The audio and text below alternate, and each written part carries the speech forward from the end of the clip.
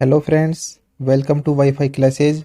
दोस्तों, आज हम इस वीडियो में साइंस के 30 इम्पोर्टेंट क्वेश्चंस के बारे में जानेंगे जो आपके आने वाले एग्जाम्स के लिए काफ़ी ज़्यादा हेल्पफुल रहेंगे। तो चलिए शुरू करते हैं हमारे फर्स्ट क्वेश्चन से। हमारा फर्स्ट क्वेश्चन है, श्वेत प्रकाश में प्रकाश के कितने रंग उपस्थित होते हैं? यानी जो श्वेत रंग का प्रकाश होता है उसके अंदर कितने कलर प्रेजेंट होते हैं? 5 रंग, 10 रंग, 7 रंग या 12 रंग? तो फ्रेंड्स, हमें पता है कि श्वेत प्रकाश में प्रकाश के जो कलर होते हैं वो 7 होते हैं। तो हमारा आंसर होगा ऑप्शन सी, 7 रंग। ठीक है फ्रेंड्स, तो आपको क्रम भी आपको याद रखना है। तो VIBGYOR। ठीक है फ्रेंड्स, ये क्रम आपको याद रखना है। वी का मतलब वायलेट, आई का मतलब इंडिगो, बी का मतलब ब्लू, जी का मतलब ग्रीन, वाई का येलो, ओ का ऑरेंज, आर का रेड। तो ये सीक्वेंस आपको ध्यान रखनी है। बात करते हैं हमारे अगले क्वेश्चन की। सूखी बर्फ क्या है? बिना पानी की ठोस बर्फ, बेंजोइक एसिड, ग्लेसिक एसिटिक एसिड या ठोस CO2? तो फ्रेंड्स, हमारा आंसर होगा ऑप्शन डी, ठोस यानी सॉलिड CO2। ये क्या है? सूखी बर्फ है। बात करते हैं अगले क्वेश्चन की। सौर ऊर्जा का कारण है, यानी सूर्य में जो ऊर्जा होती है उसका क्या कारण है? संलयन अभिक्रिया, विखंडन अभिक्रिया, दहन अभिक्रिया या फिर रासायनिक अभिक्रिया? तो फ्रेंड्स, हमारा आंसर होगा ऑप्शन फर्स्ट, संलयन अभिक्रिया। इसमें फ्रेंड्स होता है क्या है कि दो नाभिक, छोटे नाभिक क्या करते हैं, ये जुड़ जाते हैं और जुड़ के एक बड़ी नाभिक का निर्माण कर लेते हैं। इसके बाद बात करते हैं अगले क्वेश्चन की। निम्नलिखित में से कौन सी ग्रीन हाउस गैस है? ऑक्सीजन, नाइट्रोजन, कार्बन डाइऑक्साइड या फिर ओजोन? तो फ्रेंड्स, हमारा आंसर होगा ऑप्शन सी, CO2। CO2 क्या है फ्रेंड्स? एक ग्रीन हाउस गैस है। इसके अलावा मीथेन, ये भी क्या है फ्रेंड्स? Green house gas. बात करते हैं अगले क्वेश्चन की। नाभिकीय रिएक्टर में इनमें से कौन सा ईंधन का काम करता है? यानी परमाणु भट्टियों में ईंधन का काम कौन करता है? कोयला, यूरेनियम, रेडियम या डीजल? तो फ्रेंड्स, हमारा आंसर होगा ऑप्शन सेकंड, यूरेनियम क्या करता है? ईंधन का कार्य करता है नाभिकीय रिएक्टर के अंदर। इसके बाद बात करते हैं हमारे अगले क्वेश्चन की। एक वयस्क मानव कंकाल में कितनी हड्डियां होती हैं? किसकी बात हो रही है फ्रेंड्स? एक एडल्ट की बात हो रही है, एक वयस्क मानव की बात हो रही है। 204 हड्डियां, 206 हड्डियां, 208 हड्डियां या 214 हड्डियां? तो फ्रेंड्स, हमारा आंसर होगा ऑप्शन सेकंड, 206 बोन्स होती हैं। कितनी बोन्स होती हैं फ्रेंड्स? 206। अगर बात करें बच्चों में, तो बच्चों में कितनी बोन्स होती हैं? 270 प्लस बोन्स होती हैं। लेकिन बच्चा जैसे जैसे बड़ा होता जाता है तो जो हड्डियां हैं वो क्या होती हैं? वो मिलती जाती हैं और दो दो हड्डियों से या तीन तीन हड्डियों से एक एक हड्डी का निर्माण होता जाता है। इस प्रकार वयस्क में 206 हड्डियां प्रेजेंट होती हैं। इसके बाद बात करते हैं अगले क्वेश्चन की। धातु का नाम बताइए जो हवाई जहाज बनाने में इस्तेमाल की जाती है। कॉपर, जिंक, लोहा या एल्यूमिनियम? तो फ्रेंड्स, हमारा आंसर होगा ऑप्शन डी, एल्यूमिनियम। एल्यूमिनियम वह धातु है जिससे हवाई जहाज बनाने में इसका यूज किया जाता है। इसके बाद बात करते हैं अगले क्वेश्चन की। इनमें से कौन नवीनकरणीय ऊर्जा है? कोयला, सौर ऊर्जा, प्राकृतिक ऊर्जा या पेट्रोल? सौर ऊर्जा, यानी सौर ऊर्जा को हम क्या कहेंगे? नवीनकरणीय ऊर्जा कहेंगे। इसके बाद बात करते हैं अगले क्वेश्चन की। कौन सा युग्म सुमेलित नहीं है? यानी गलत युग्म हमें छांटना है। एक साइड में तो क्या है? विटामिन है और एक साइड में क्या है? रासायनिक नाम है। तो विटामिन ए का रासायनिक नाम क्या होता है फ्रेंड? रेटिनॉल, ये बिल्कुल सही है। विटामिन सी का रासायनिक नाम क्या होता है? एस्कॉर्बिक एसिड, ये बिल्कुल सही है। विटामिन बी का रासायनिक नाम क्या होता है फ्रेंड्स? थाइमिन, ये बिल्कुल सही है। और विटामिन के का रासायनिक नाम क्या होता है? तो फ्रेंड्स, टोकोफेरोल, ये गलत है। यहाँ क्या आएगा? विटामिन के की जगह फिलोक्विनोन आएगा। ठीक है फ्रेंड्स, तो आपको ध्यान रखना है, फिलोक्विनोन। तो ये किसका नाम है? विटामिन के का नाम है फ्रेंड्स, आपको ध्यान रखना है। और टोकोफेरोल किसका नाम है? तो विटामिन ई का नाम है। इसके बाद बात करते हैं अगले क्वेश्चन की। कौन सा युग्म सुमेलित नहीं है? एक साइड में विटामिन से और एक साइड में विटामिन की कमी से होने वाले रोग हैं। तो फ्रेंड्स, विटामिन ए की कमी से रतौंधी रोग होता है, ये बिल्कुल सही है। विटामिन बी की कमी से बेरी बेरी रोग होता है, ये बिल्कुल सही है। विटामिन सी की कमी से इसको रोग होता है, ये बिल्कुल राइट है। तो फ्रेंड्स विटामिन डी की कमी से नपुंसकता ये नहीं होता, तो ये सुमिलित नहीं है, ये गलत ऑप्शन है, इसलिए हमारा आंसर होगा ऑप्शन डी। तो बात करते हैं इसके बाद अगले क्वेश्चन की। लाल रक्त कणिका यानी आरबीसी की बात हो रही है। आरबीसी की फुल फॉर्म क्या होती है फ्रेंड्स? लाल रक्त कणिका। तो लाल रक्त कणिका का निर्माण कहाँ होता है? हार्ट में, लाल अस्थि मज्जा में, लसिका में या पीली अस्थि मज्जा में? तो फ्रेंड्स हमें पता है कि आरबीसी का जो निर्माण है वो होता है रेड बोन मेरो में। क्या होती है फ्रेंड्स? रेड बोन मेरो के अंदर आरबीसी का निर्माण होता है। तो हमारा आंसर होगा ऑप्शन सेकंड, लाल अस्थि मज्जा। इसके बाद बात करते हैं अगले क्वेश्चन की। शरीर की सबसे लंबी लॉन्गेस्ट बोन कौन सी है? तो फ्रेंड्स किसकी बात हो रही है? लॉन्गेस्ट बोन की।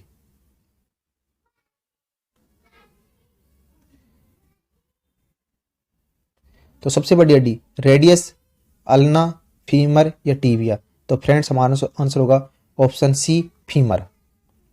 ठीक है फ्रेंड्स, आंसर क्या है हमारा? फीमर। जो फीमर हड्डी है वो कहाँ पाई जाती है हमारे शरीर में? जांग में पाई जाती है फ्रेंड्स। कहाँ पाई जाती है?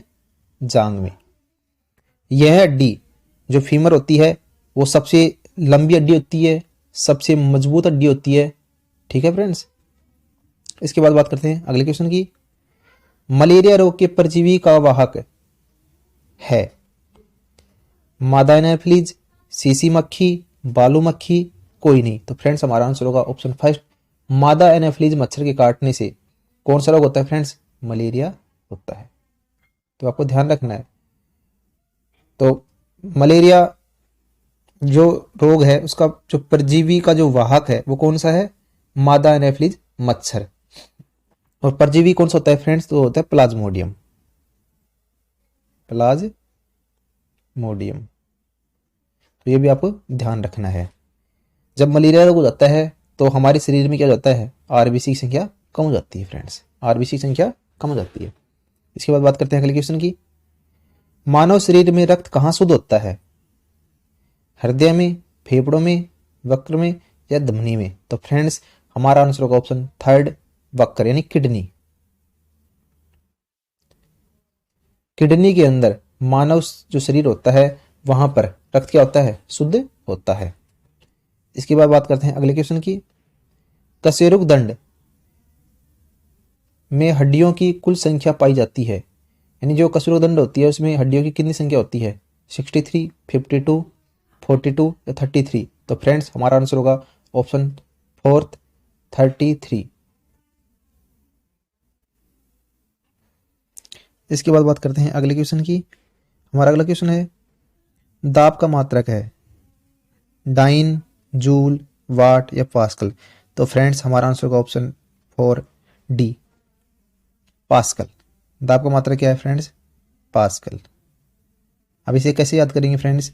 तो जब किसी व्यक्ति पे क्या पड़ता है? दबाव पड़ता है कि एग्जाम आने वाले हैं, उसके क्या आने वाले हैं? एग्जाम। कल उसके एग्जाम है, ठीक है, तो उस पर दबाव पड़ रहा है तो उसको क्या होना है? पास होना है फ्रेंड। ठीक है, तो आपको ऐसे याद कर लेना।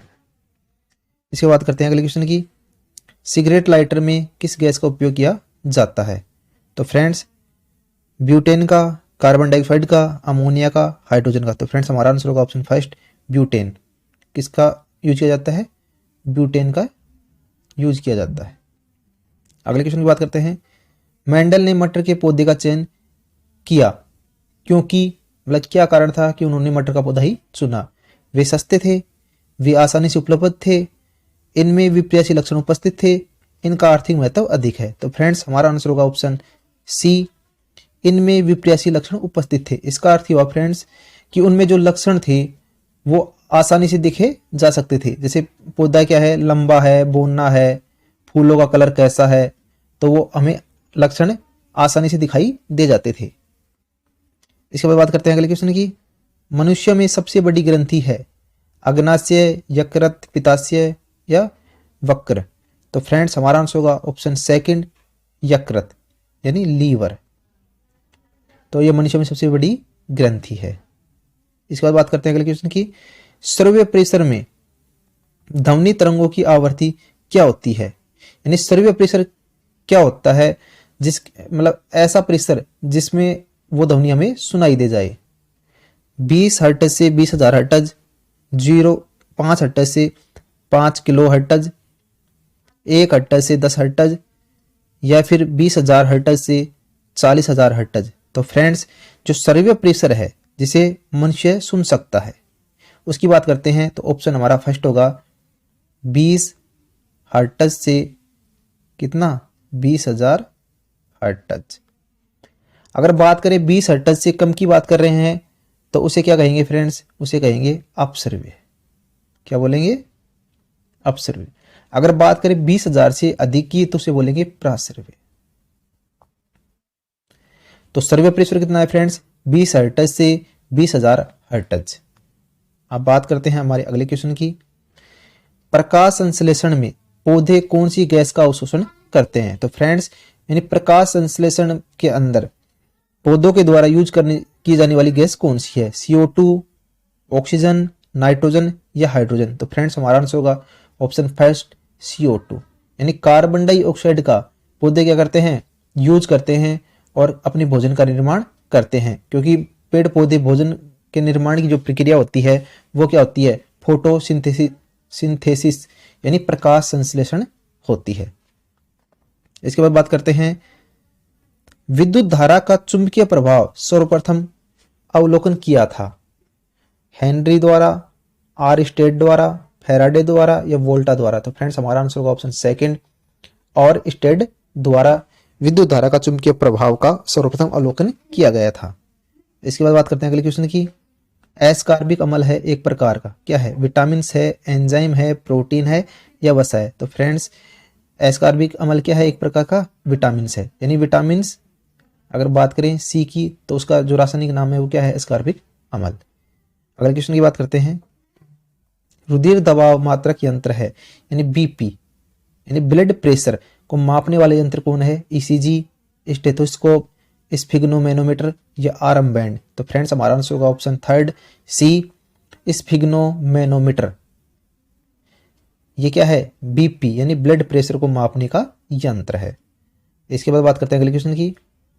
फ्लोरोकल्चर विज्ञान का संबंध है, यानी फ्लोरोकल्चर होता क्या है? कवक संवहन से, फलों के संवहन से, शैवाल संवहन से, इनमें से कोई नहीं? तो फ्रेंड्स, हमारा आंसर होगा ऑप्शन बी सेकंड, फलों के संवहन यानी फ्रूट कल्चर यानी फलों के संवहन से फ्लोरिकल्चर संबंधित है। अगला क्वेश्चन है, अस्त होते समय सूर्य लाल किस कारण से दिखाई देता है? यानी जब सूर्य अस्त होता है और सूर्य जब उगता है तो लाल कलर का किस कारण से दिखाई देता है? तो फ्रेंड्स, परावर्तन के कारण, प्रकीर्णन के कारण, अपवर्तन के कारण या विवर्तन के कारण? तो फ्रेंड्स, इसका आंसर होगा हमारा ऑप्शन सेकंड, प्रकीर्णन। किसके कारण दिखाई देता है फ्रेंड्स? प्रकीर्णन के कारण ही देता है। अगला क्वेश्चन है, रेगिस्तान में पैदा होने वाले पौधे कहलाते हैं? हाइड्रोफाइट्स, मेसोफाइट्स, जीरोफाइट्स या ईपीफाइट्स? तो फ्रेंड्स, हमारा आंसर होगा ऑप्शन सी, जीरोफाइट। ठीक है फ्रेंड्स, जीरोफाइट्स। बात कर लेते हैं हाइड्रोफाइट्स क्या होते हैं। तो जो ऐसे पौधे जो पानी के अंदर उगते हैं वो हाइड्रोफाइट्स हो गए। फिर मेसोफाइट्स क्या होते हैं? ऐसे पौधे जो समान टेम्परेचर यानी ना तो ज्यादा सर्दी हो ना ज्यादा गर्मी हो, ना तो पानी के अंदर उगेंगे और ना ही सूखे में, यानी स्थलीय स्थान के ऊपर ये उगते हैं। एपीफाइट्स वे पौधे होते हैं जो वृक्षों पर निर्भर रहते हैं, वृक्षों पर उनकी कोटड़ों के अंदर जहां मिट्टी पड़ी होती है वहां ये उग जाते हैं। तो हमारा आंसर होगा ऑप्शन सी, जीरोफाइट। बात करते हैं अगले क्वेश्चन की। जनसंख्या का अध्ययन कहलाता है? जीवाश्म विज्ञान, कार्टोग्राफी, जियोग्राफी या डेमोग्राफी? तो फ्रेंड्स, हमारा आंसर होगा ऑप्शन डी, डेमोग्राफी। जनसंख्या का अध्ययन डेमोग्राफी कहलाता है। इसके अलावा इसे हिंदी में क्या कहते हैं फ्रेंड्स? तो हिंदी में हम इसे जनसांख्यिकी कहते हैं। अगला क्वेश्चन है, अग्नाशय किसे स्त्रावित करता है? इंसुलिन, पित्तसार, पाचनसार या फिर लाल? तो फ्रेंड्स, हमारा आंसर होगा ऑप्शन फर्स्ट, इंसुलिन अग्नाशय के द्वारा स्त्रावित किया जाता है। अगला क्वेश्चन है, निम्न में से कौन सा एंजाइम लार में पाया जाता है? पेप्सिन, ट्रिप्सिन, टाइलिन या काइमोट्रिप्सिन? तो फ्रेंड्स हमारा आंसर होगा ऑप्शन सी, टाइलिन। जो टाइलिन एंजाइम है वो लार के अंदर प्रेजेंट होता है। ठीक है फ्रेंड्स, आपको ये ध्यान रखना है।